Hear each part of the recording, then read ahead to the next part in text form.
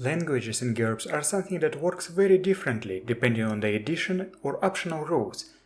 By default they are advantages, but you could also turn them into skills.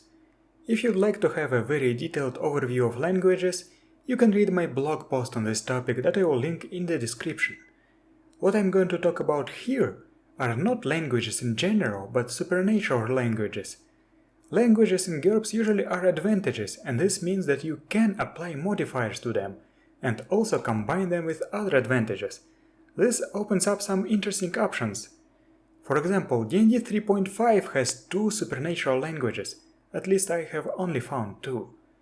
The first one is a dark speech from the Book of Vile Darkness.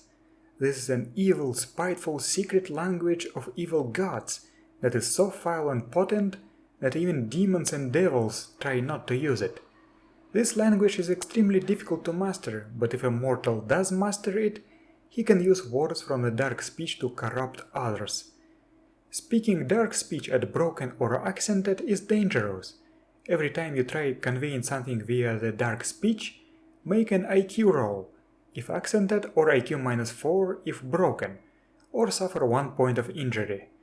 The dark speech has no written form and cannot be transliterated into another language's written form without losing all of its meaning and power, and its spoken form is very difficult to master.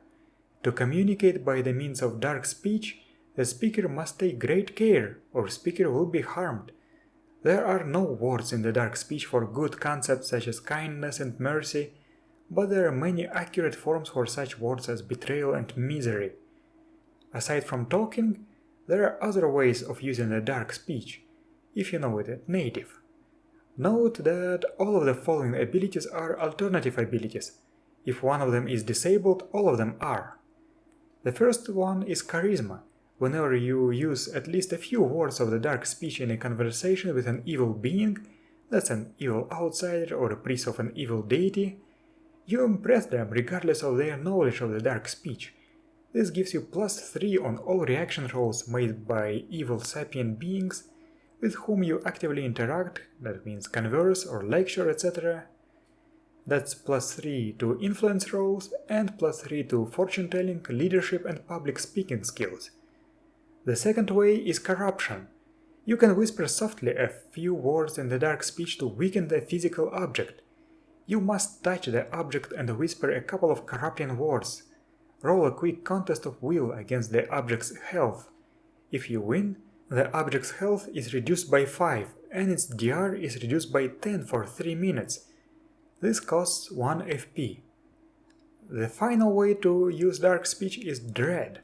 The words you utter fill the hearts of others with dread. When you activate this ability, anyone who hears you must roll an immediate fright check. Your victims get +1 to fright checks after the first within 24 hours.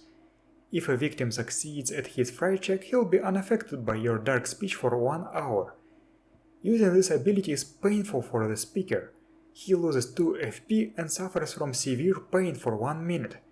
Then he can roll against health once per minute after that to recover. This is one of the examples of linking a language with an array of magical powers. I think it's very flavorful, I like it. The Book of Exalted Deeds has its good counterpart, the Words of Creation. The Words of Creation are fragments of a lost language, thought to be the precursor of the celestial tongue. Very few mortals even know a few words of creation. Speaking words of creation at broken or accented is dangerous. Every time you try conveying something via the words of creation, make an IQ roll if accented, or IQ -4 roll if broken, or suffer 1 point of injury. The words of creation have no written form and cannot be transliterated into another language's written form without losing all of their meaning and power, and their spoken form is very difficult to master. To communicate by means of the words of creation, the speaker must take great care, or the speaker will be harmed. There are no words of creation for evil concepts such as misery and hate, but there are many accurate forms for such words as mercy and kindness. Aside from talking, there are other ways of using words of creation, if you know it at native. Note that all of the following abilities are alternative abilities. If one of them is disabled, all of them are. The first one is Celestial Choir.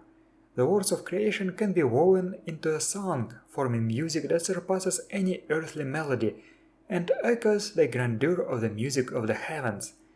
Words of creation potentially affect everyone the singer chooses to influence within 4 yards of him.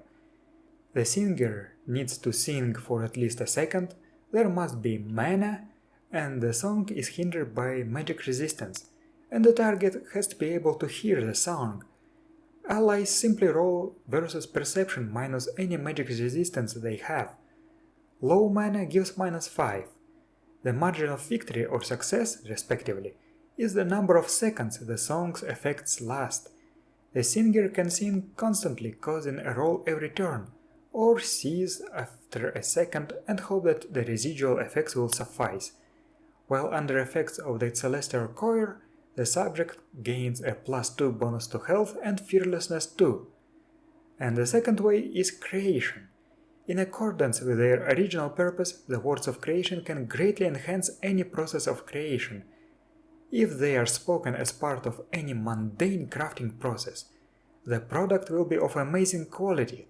Treat this as an automatic critical success on the crafting roll. However, the crafter immediately loses 6 FP from the strain on his mind and body. The crafter can use this ability only once per day. This language is very expensive but could be worth it for a support type character. The crafting component of this power is very potent. But these two are examples of simply linking abilities to languages.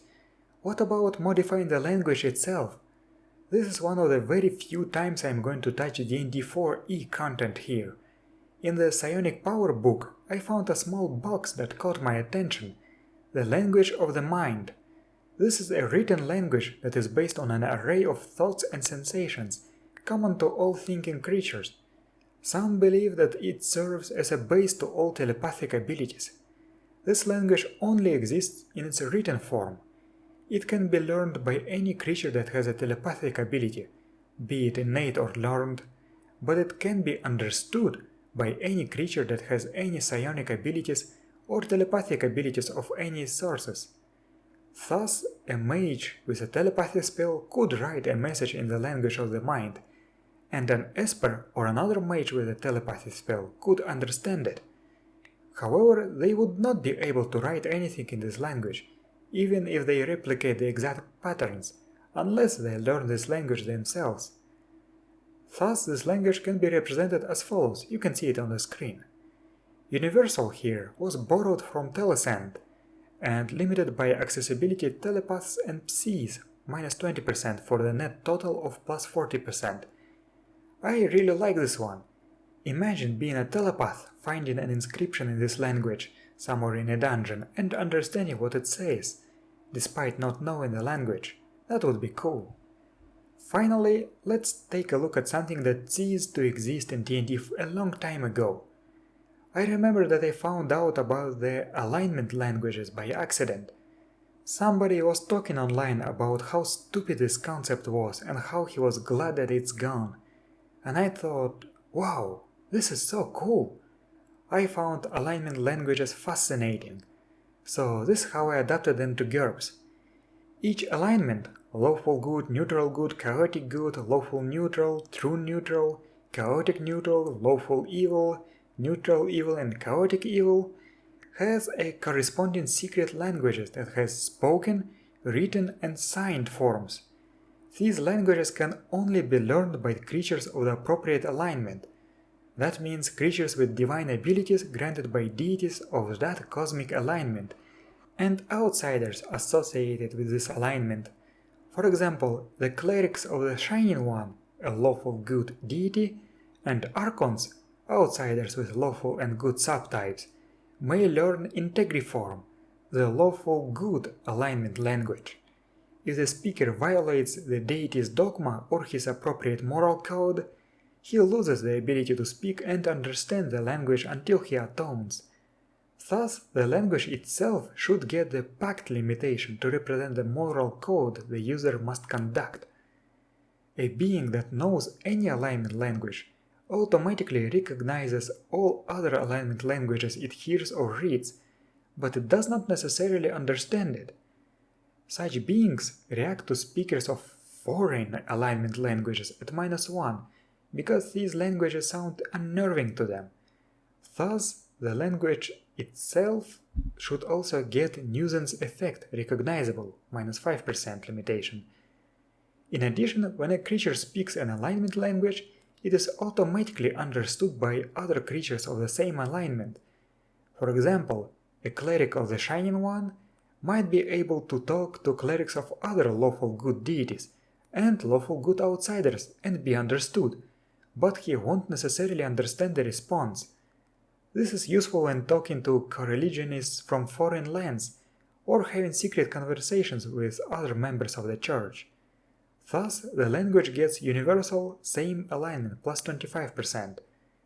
Alignment languages have some other properties too.